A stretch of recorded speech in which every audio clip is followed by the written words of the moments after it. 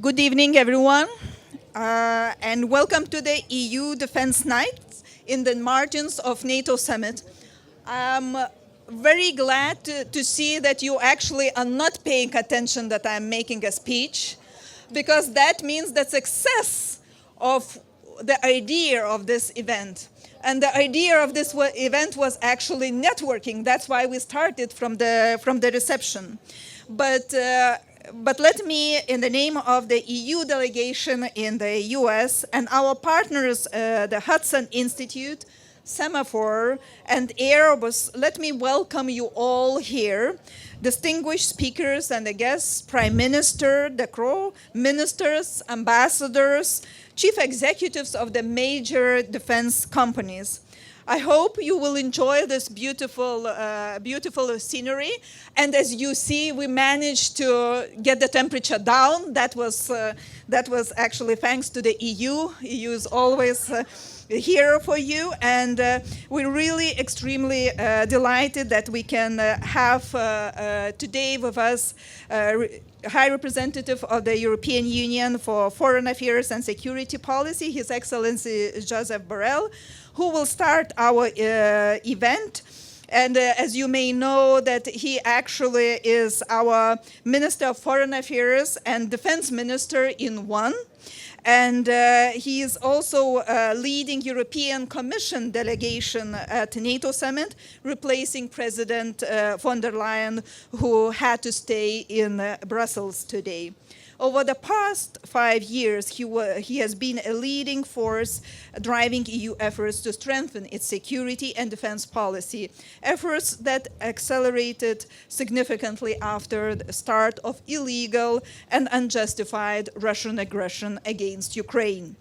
Today, as we are celebrating NATO's 75th anniversary, European security is at stake more than ever before.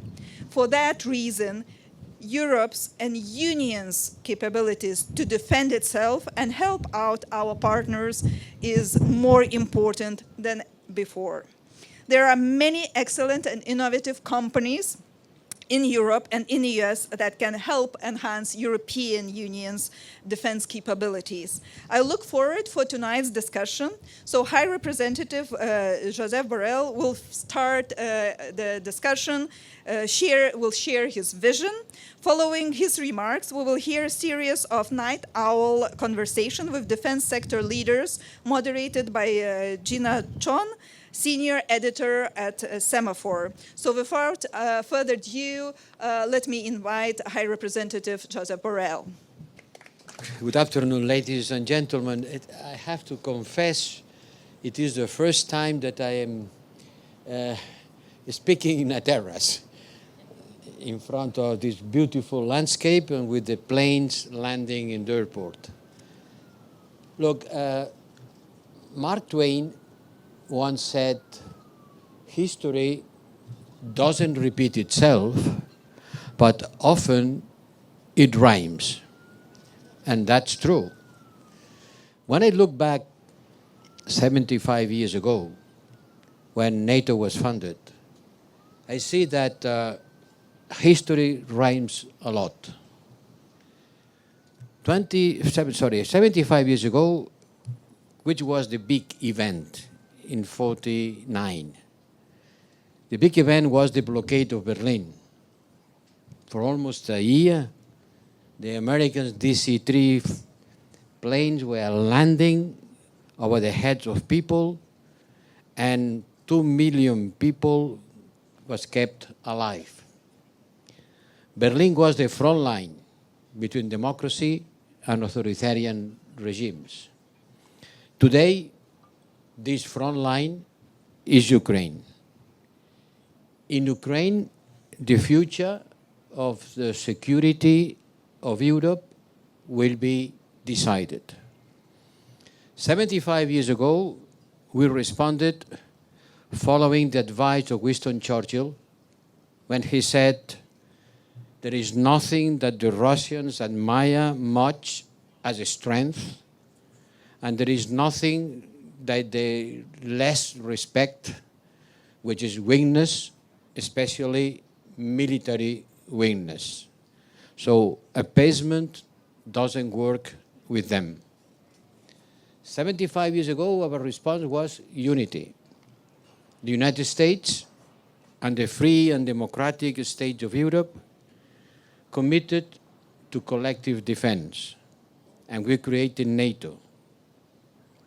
But when the Cold War ended, we believe that freedom, peace, and democracy were not only the only possible future, but they were given for granted. They didn't need to be defended. And today, President Biden has said that freedom and peace cannot be taken for granted. They come with a price. Then we look at Putin butchering Chechnya in 1999, intervening in Syria. We reacted mildly when he invaded Georgia in 2008, and half-hearted when we see him annexing Crimea in 2014. We didn't want to see what was obvious, that Putin wants Russia to dominate its neighborhood again. Putin has not given up on Russia's imperialist ambitions. And that is the problem. Russia still behaves as an empire. And Putin wants to rebuild the empire, be it the Tsar Empire or the Soviet Empire. And then finally, in February 2022, when they started bombing Kyiv, we woke up to this unhappy reality, and we found ourselves poor prepared. That's another fact. We woke up, and then we realized that we were not prepared to face this challenge. Yes, history rhymes. 75 years ago, the Soviet Union emerged as a threat to freedom and democracy in Europe. And we responded with unity and strength. And today, the only thing that we can do is to follow the same path. And I am happy to say here in Washington that the Europeans, we have started rebuilding our defense capabilities, increasing our defense budgets, and raising our defense industry, rebuilding a stronger capacity. Just an example, just one figure.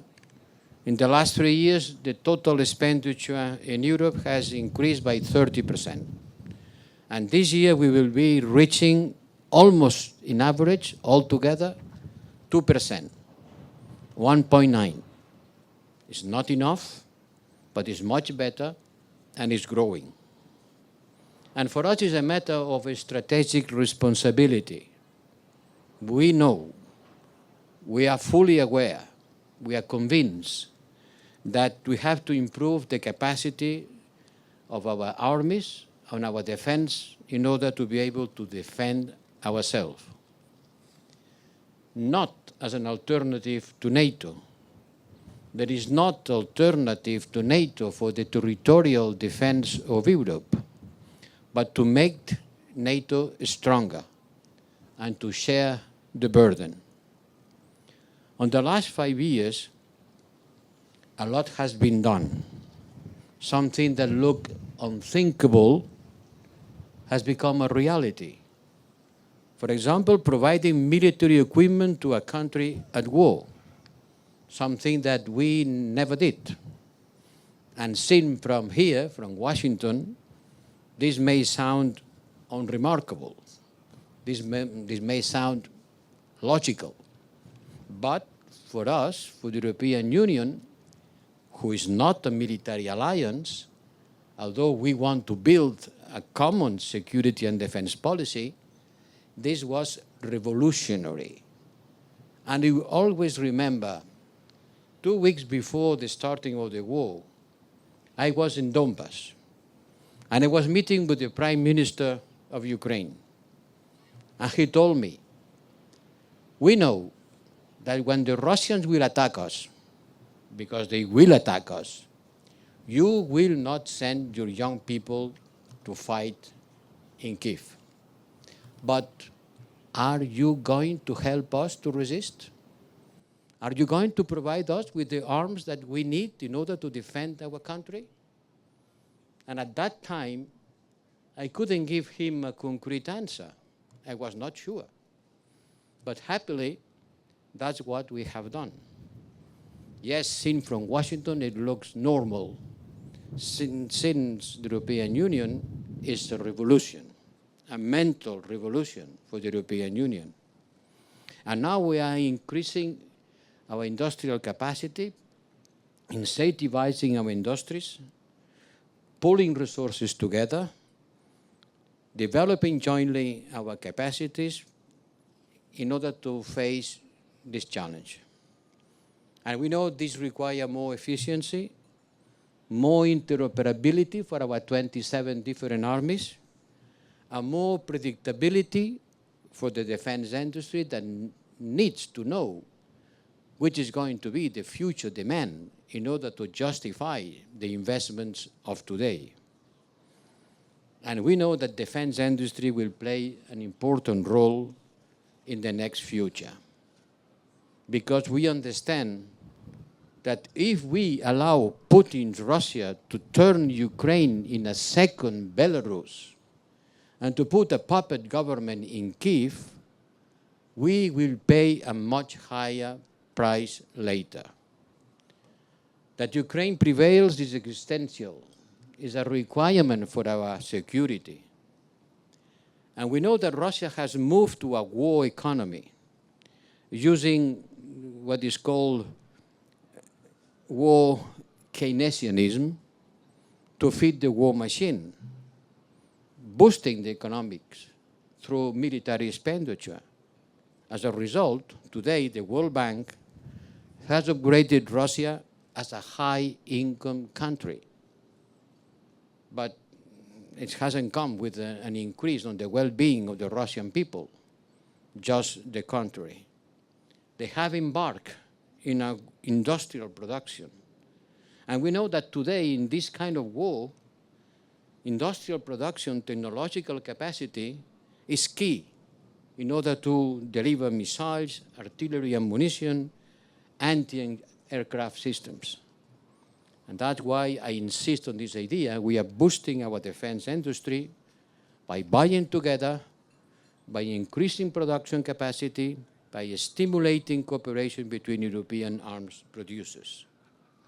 I can cite some examples, but it's clear that, for example, in 1 year, we have multiplied by 2 our capacity to produce ammunition, and by the end of this year, it will be 3 times bigger.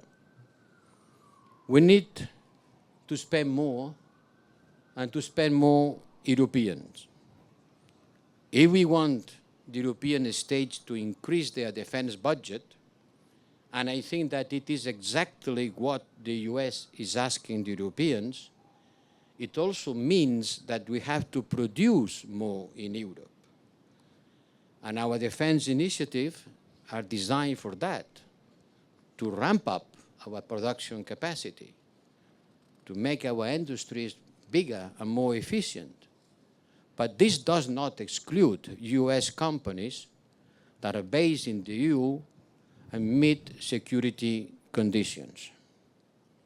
We have a lot to learn from the US. And we have a lot to learn from Ukraine, too.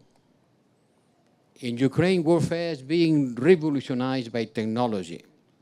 In February, I visited one of your factories where you are producing modern drones.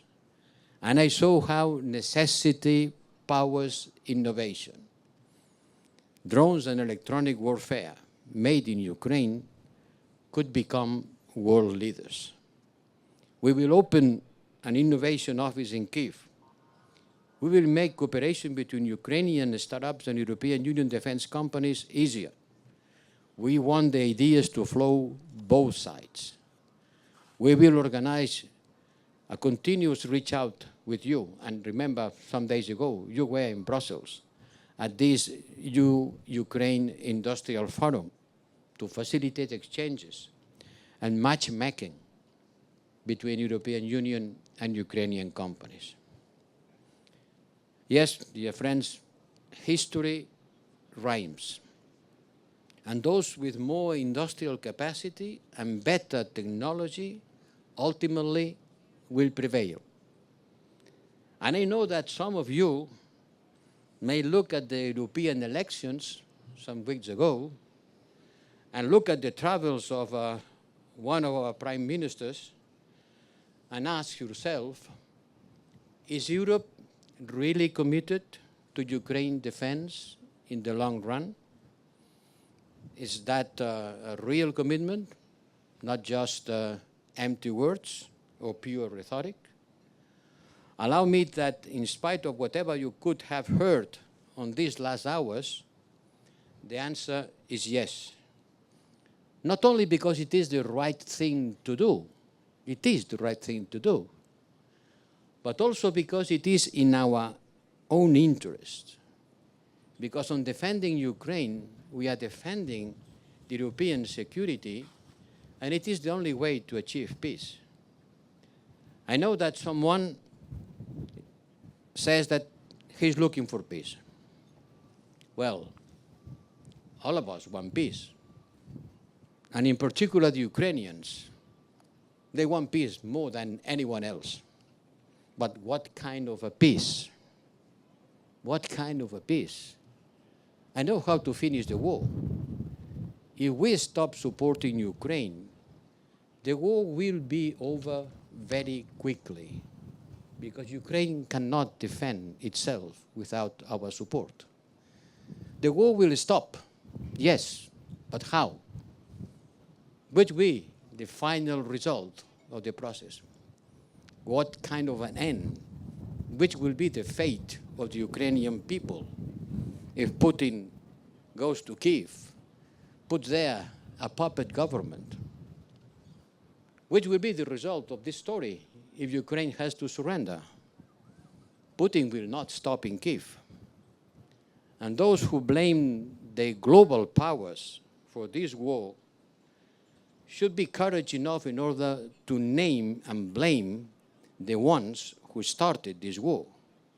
They have a name. It's not global powers. It's called Putin. And we certainly regret that people are dying.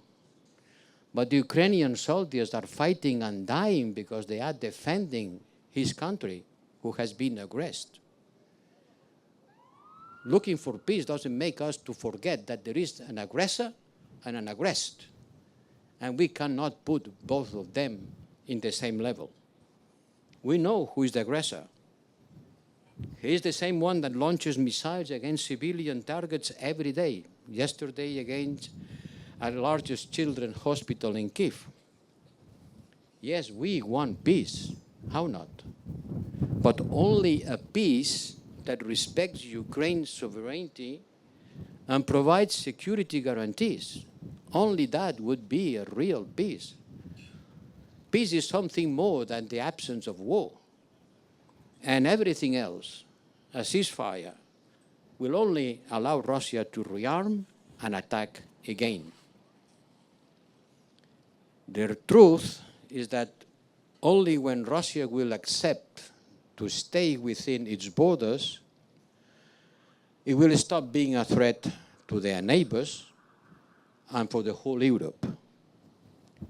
And for that we need unity and strength. It is the only recipe to deter an aggressor. It was true 75 years ago.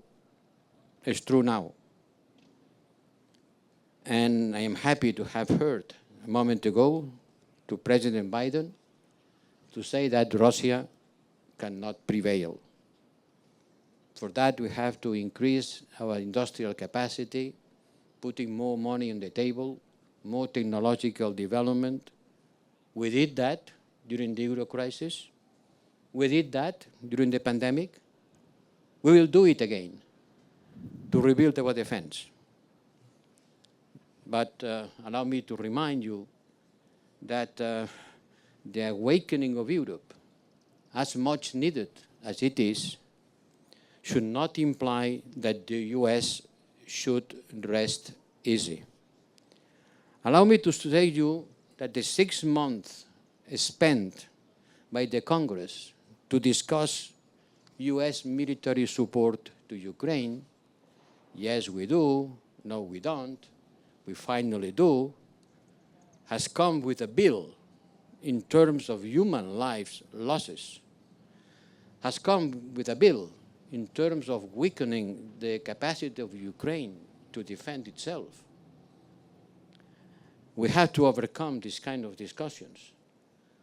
All of us, in both sides of the Atlantic, we have to join our forces in order to fight against the challenge that Russia represents today, as it was 75 years ago.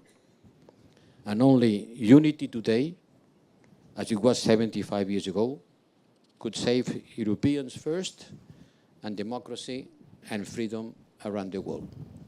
Thank you. Hello, everybody. Thank you so much for joining us tonight. I'm Gina Chon, Senior Editor of Semaphore, and I'll be moderating our conversations tonight. And that was a great framing for why we are all gathered here at this critical time for Europe, for the free world. And we will have a number of distinguished panelists who will go through the challenges and the opportunities that we are facing. So first, I would like to call up representatives of our private sector executives, Stephen Hedger, CEO of American Rheinmetall Defense, and Gerald Kasoulis, Director at Nord Security. Thank you.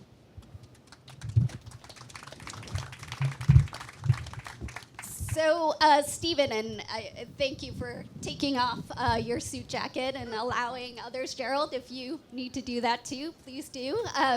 But Stephen, I wanted to start with you first to talk about where we're at now, given what we've seen in the war in Ukraine, and what that says about what is needed for these EU countries that are looking to expand their defense capabilities, given that they are starting from, years and years of underinvestment or, barely any investment at all. What does it say about modern warfare needs? Yeah, thanks, Gina. I'm really pleased to be here. I thank the EU delegation for hosting. It's very difficult to follow the High Minister's speech, which was humbling and important, and not just a discussion of what we have done, but absolutely what we must do going forward. So let me start. I'd like to start from Rheinmetall, which we are very proud at Rheinmetall for stepping forward early and forcefully relative to Ukraine. Not an easy task for a German company when you understand the cultural position of German defense companies. And we, like many defense companies, had a slogan prior to this full-scale invasion in Ukraine built around technology. We were modernizing. We had passion for technology. But in the shadow of the invasion, Rheinmetall has changed what the slogan, what the meaning, what the purpose behind our company is. And it is taking responsibility in a changing world. And I think first and foremost, as we talk about what needed to happen immediately upon the onset of the conflict, what has needed to happen throughout it so far, and what we must continue to do in the industry, in our governments, is take responsibility. And as I look at Minister Commission, one thing we absolutely know from day one is the Ukrainians took responsibility. They are fighting and prosecuting this fight day in and day out. And as the High Minister said, the question is whether we will continue to and effectively meet our responsibility. So to briefly comment on how we've done and where we're going, we know we have to go faster. For all of the production increases we've had, and we're very proud of those at Rheinmetall in the munitions space, We could have been faster, and we needed to be faster, and time is ticking.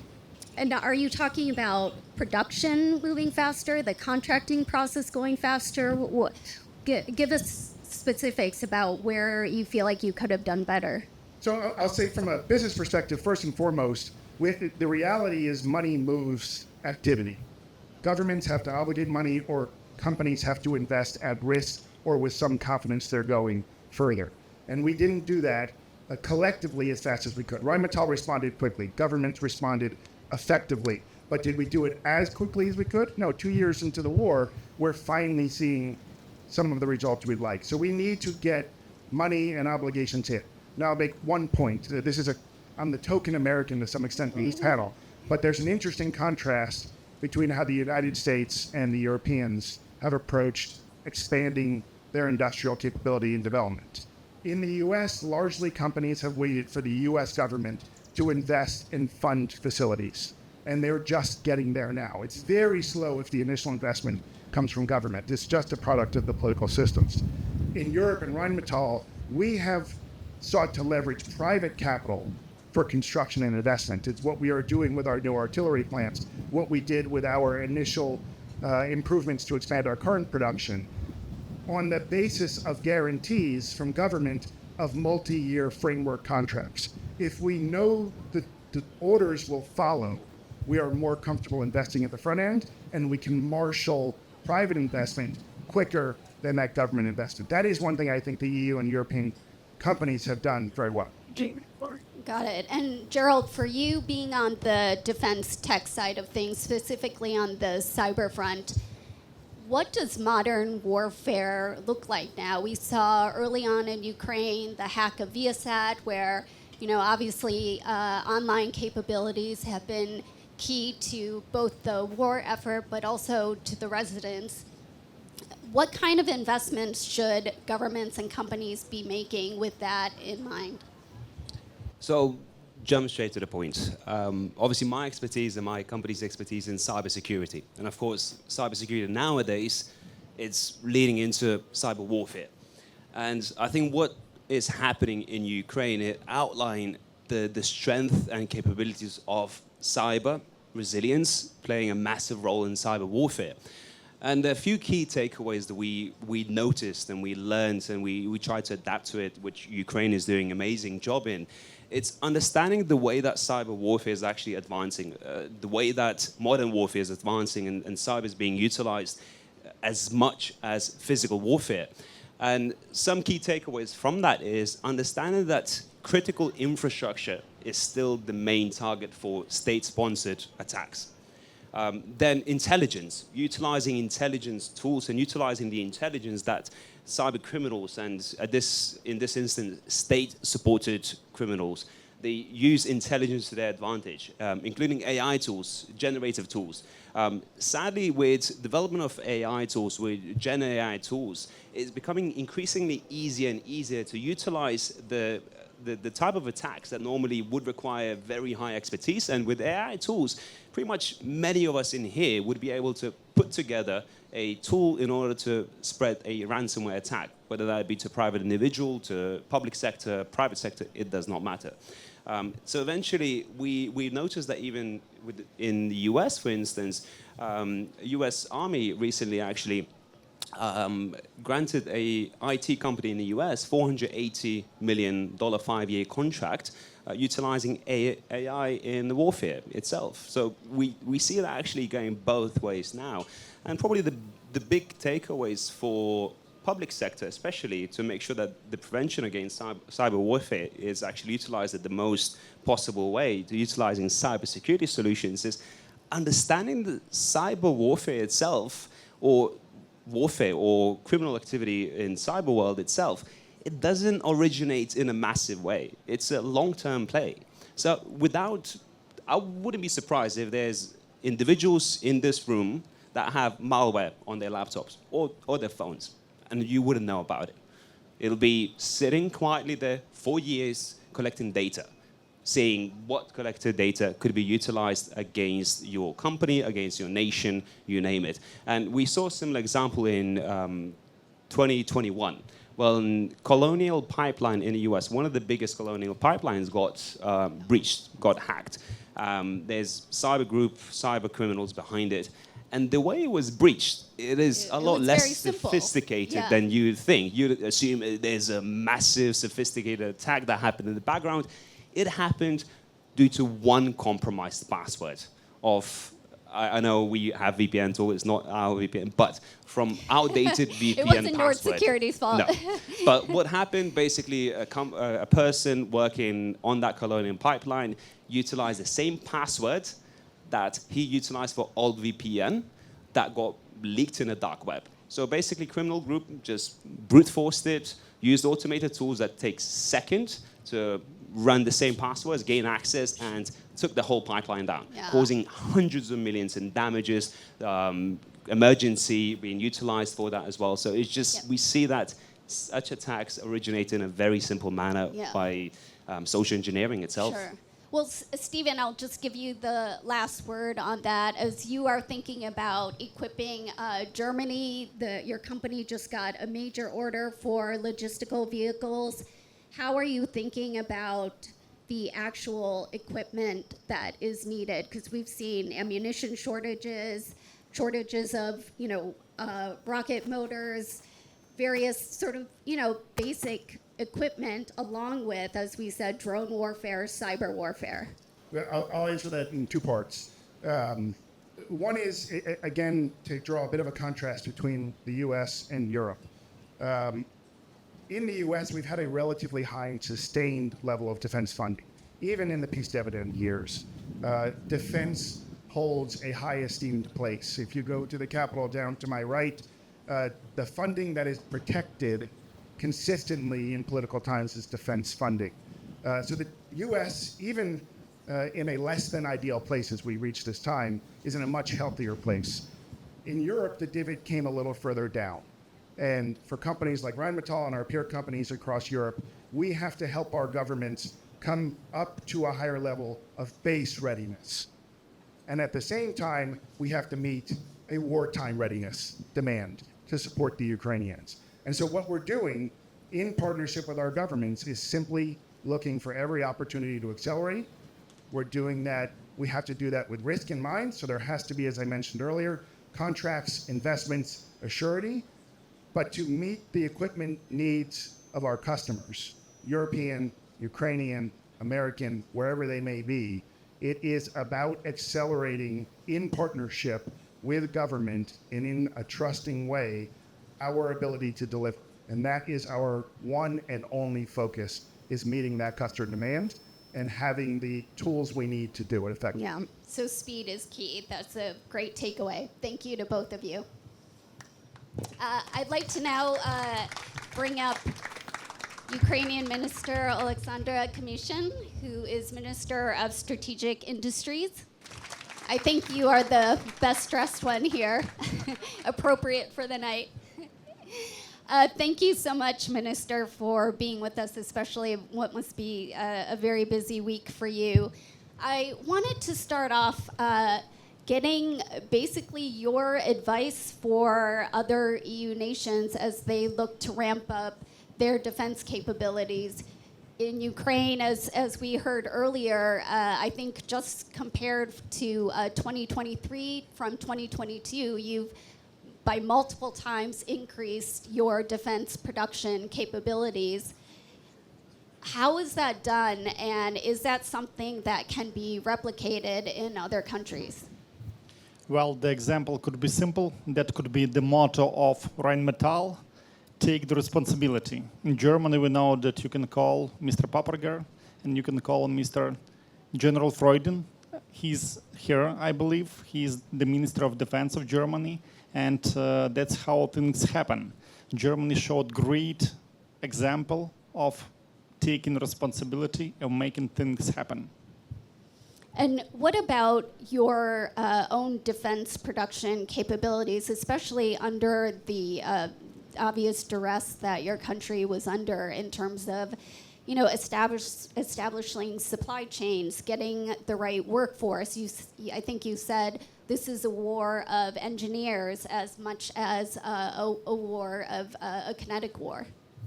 Actually, decades ago, we got quite a great defense industry, but then it was neglected for decades. And you wouldn't believe, but in 2021, we produced just zero ammunition. Just zero. Wow.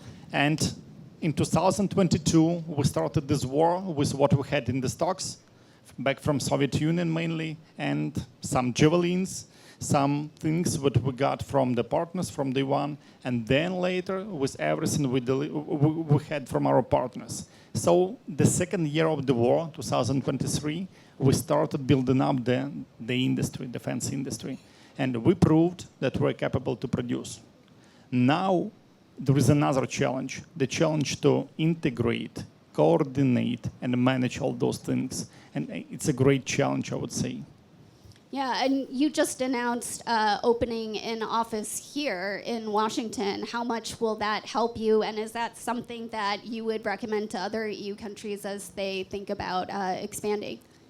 We would like to build up ourselves into NATO defense industry framework. We want to be closer to US. We want to be closer to your defense industry. For that reason, we've got a rep office in DC, and it's small, it's low profile, but we start low and then we grow. And I'm sure that that's how we will be more close to you and closer to companies in US, and that's how we'll build up more joint projects. You've also talked about wanting Ukraine to be the hub of the West for defense production. Tell us your vision for that. This idea came in the second year of the war. Before that, I was running farm, and I was a happy Ukrainian, dealing with agriculture and knowing nothing about military things, like many people in this room. And that's what we discussed with the Prime Minister of Belgium. And finally, somehow, all of us appeared to be in a position to learn more about weapon, ammunition, calibers, and all those iron things. We'd never chosen this way, but once we had to step in and fight.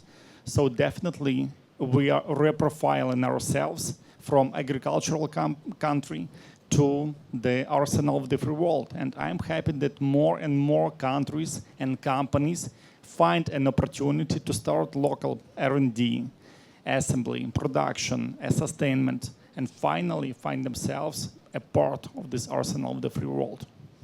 And as we look to EU countries to spend more, we've also seen various elections, maybe not come out the way that people had hoped, at least for your war efforts. What are your concerns about the political will of other EU countries to continue to support Ukraine? As High Representative Borrell said, we are speaking industry, we're speaking real values, we're speaking real things. And defense industry should be strong, should be ramping up, depending not on the elections, but depending on the belief that democracies should be always armed much better than tyrannies. Then we could benefit from peace dividends at some points.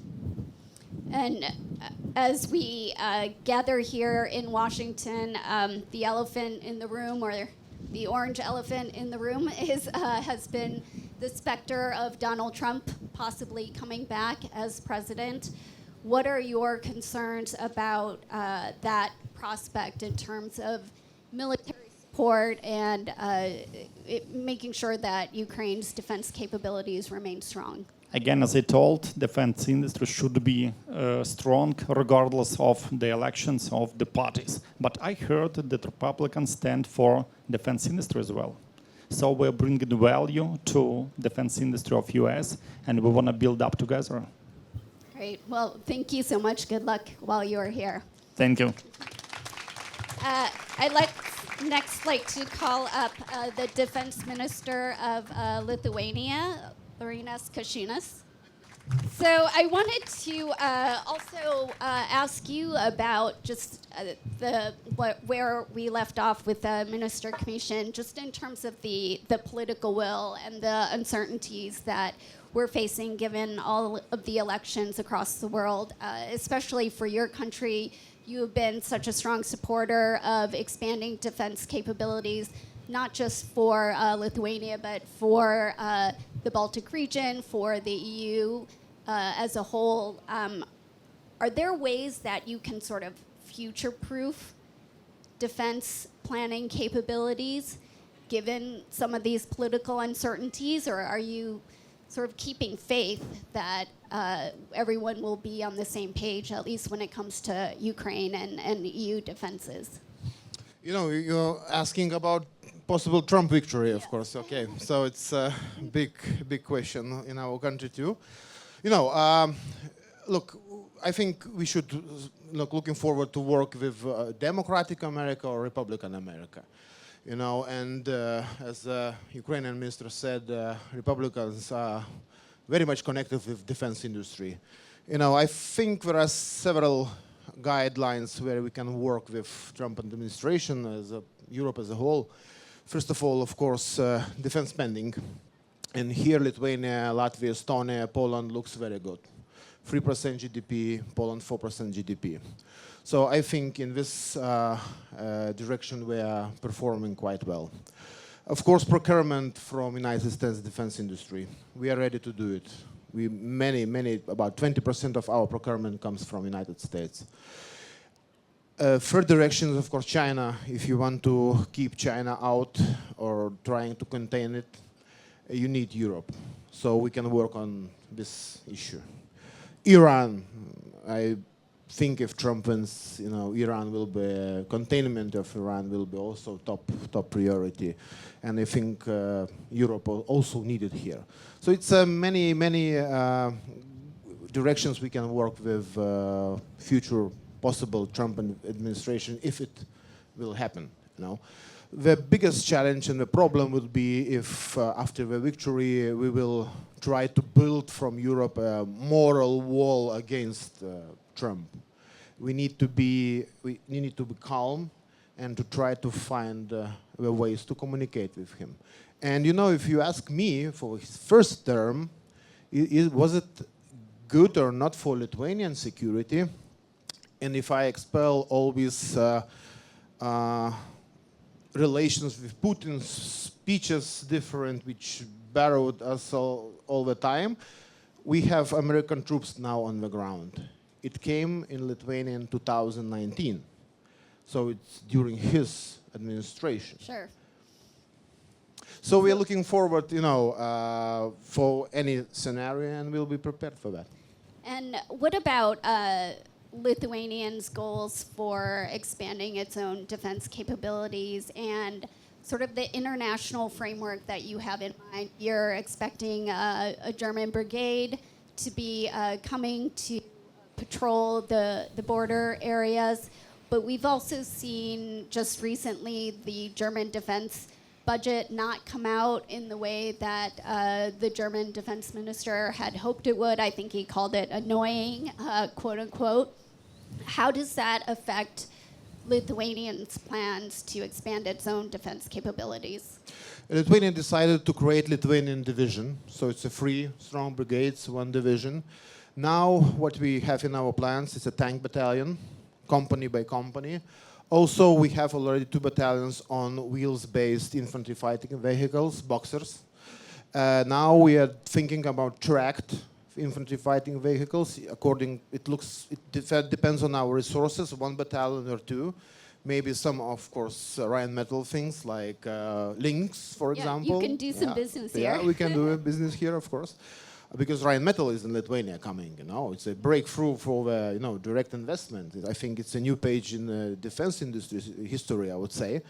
So also air defense, one of our top priorities. Now we are just yesterday signed a contract of short-range M-Sharat system with Saab. The second system contract is coming also in a couple of months. And middle range air defense systems. We have 2 batteries, second is coming, and the third, now we are deciding it will be a NASAMS or IRIS-T. So we're doing as much as possible one of the top priorities from my side now is drones and anti-drones, radio electronic warfare, and of course kinetic capabilities to attack drones and to protect critical infrastructure, to protect the forces. So it's moving forward. And we have also new legislation in Lithuania for defense industry. It regulates now and created the industry cooperation. If you have some contract, you can bring some, producing in Lithuania. Also, we got the possibility to have national instrument to push to empower our national industry. Now we opened a new drone program for Lithuanian producers and many other things. So what do you need, as a last question, there's a lot of private company executives here who are looking to do business with countries like yours. What is the one thing that you need from them that you haven't been getting? One thing, it's from sphere of fantastic, but for example, we have signed the contract of one artillery system. The contract is signed in 22 November. It comes on 27. So you understand what we need. It's moving faster. So what This is Stephen the was biggest talking question. about Yeah, in terms of exactly. speed. I think that's one of the themes for tonight. Thank you, Thank so you so much. Minister. Thank you. Our last speaker is the Prime Minister of Belgium, Alexander De Croo. Thank you for joining us. Oh, he's already taking off his jacket.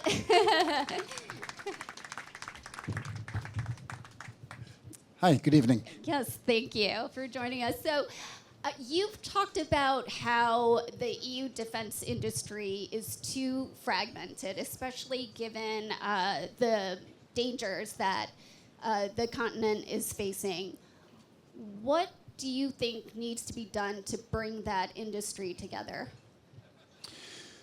So it's too fragmented because, of course, our purchasing strategies over the past decades have been very national.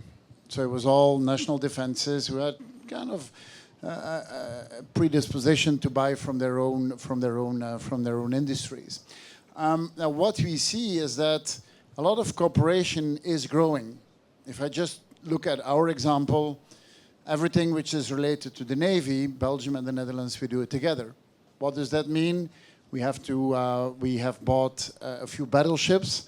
Well, we've been doing that together, and our industries have actually joined together. We do the same for land vehicles. We do that together with France, and it helps to bring those notoriously national, often SMEs, to bring them together. So that's one thing. I'm not a big fan of those who say we're going to create a European army. In principle, I'm not against it. I just think that the road to get there is an incredibly long road. Let's better do it from the ground up. Countries that like to work together, let them work together, and the industry will follow. That's one thing. Second thing is, besides being national buyers, we've also been way too much national financiers. And so a lot of the financing is typically public money. Now, I'm not against the fact that it's public money, but if you really want to get a boost, you need to get a boost in private financing. And the private financing needs to follow. And if you want it to follow, you need to create attractive financing strategies for our general retail public, who is today interested to invest in renewables because they see what it leads to.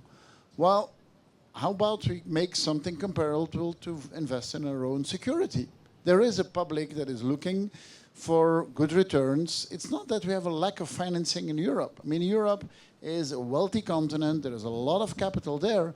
That capital today is not being used in the optimal way for everything which is related to defense and to security.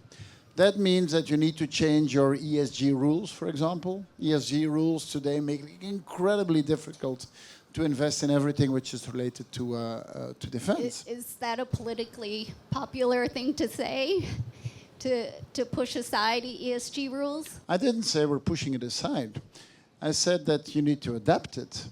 And I think it's a logical thing to do. I mean, all of us, in all the interventions here, we've talked about a problem of speed.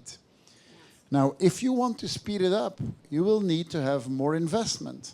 Now, government investment is not known for being very efficient and very fast. That's not what we're good at. Private capital has that much more. Now, of course, public investment can help to be kind of the cornerstone investor that provides the security, provides the stability for private investment. But a lot of the private investment today is locked up because of ESG rules, which honestly need to be adapted. Because if we want to be a safe continent, I mean, I want to be a net zero continent. I want to be a continent where labor rules are being respected, where diversity rules are being respected. I want all of that. But if we're at war, all those things are completely behind the cause. Because the biggest destructor of anything that I said was insecurity, civil war, and so on. So I would almost say it's a basic condition to realize what today is in ESG criteria. What about the fiscal pressures that countries are facing? You know, the Eurozone saw slow growth last year. It's supposed to be better this year, but obviously that then creates choices for governments in terms of where they put their money, despite some of these pledges to increase defense spending. What is your confidence level that the commitment will still be there? Well, what we've seen over the past decades, of course, is that there is always requests to government you have to do also this and also this and also this. But the question rarely is asked, that means that certain things you will not have to do. So the whole priorities discussion is one that is not an easy one, but that you need to have. Now, if you need to increase military spending in a drastic way and do it fast, there is ways of doing it fast, and that's when, for example, as a public authority, you sell some assets. Now, I all know selling assets, you can do it only once, and we need to maintain our investment, of course. But a lot of the things that we need to do is invest in systems.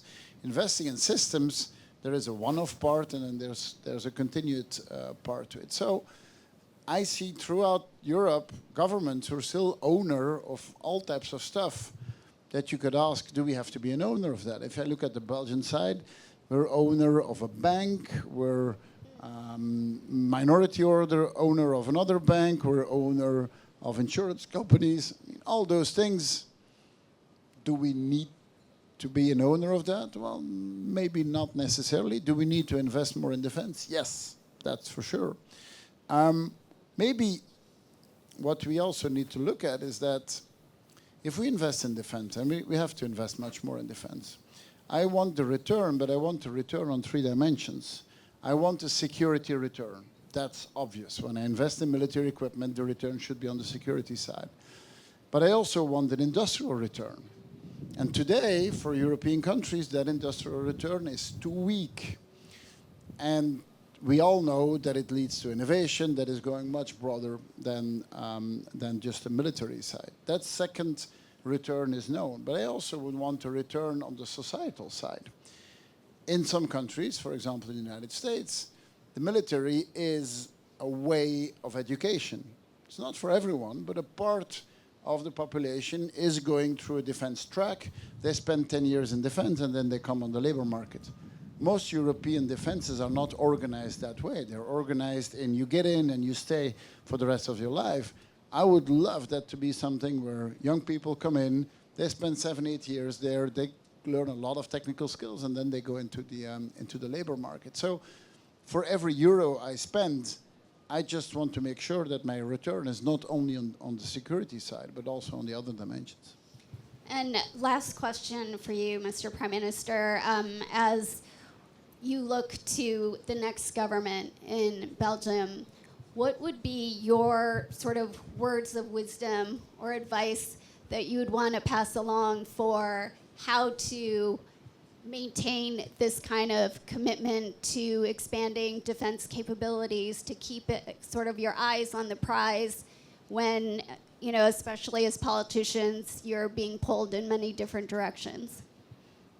That's a dangerous question because I can feel safe here on the other side of the Atlantic, but there's cameras everywhere. So anything I say here is going You're to in a be safe used space. on the. We can all promise no one's going to tweet, but that's not something I trust you on.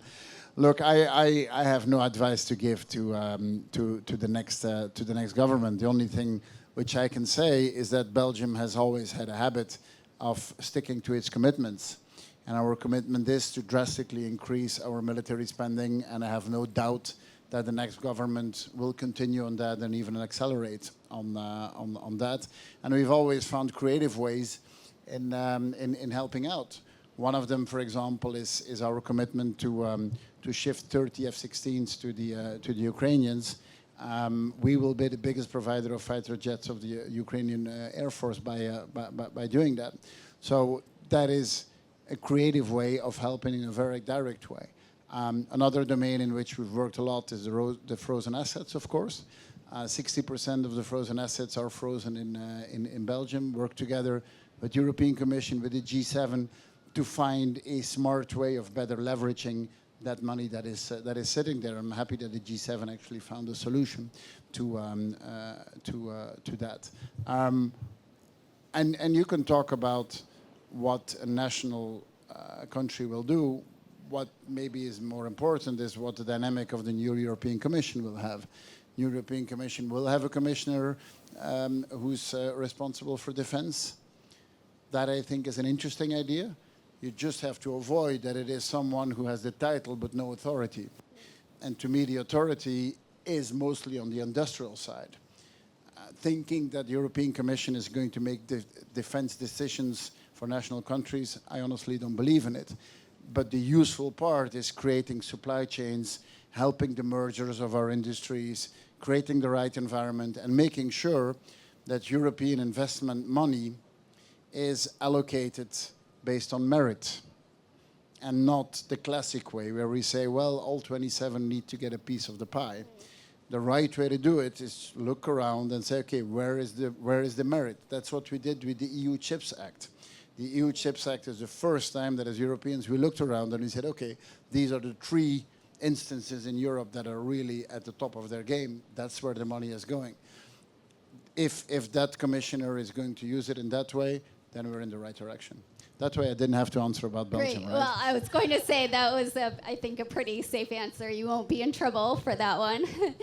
Well, that concludes our program for tonight. I wanted to thank the EU delegation for putting together this amazing program, including the ambassador and the High Representative Borrell, and also the Hudson Institute for allowing us to use this beautiful space. And thank you to all the speakers tonight.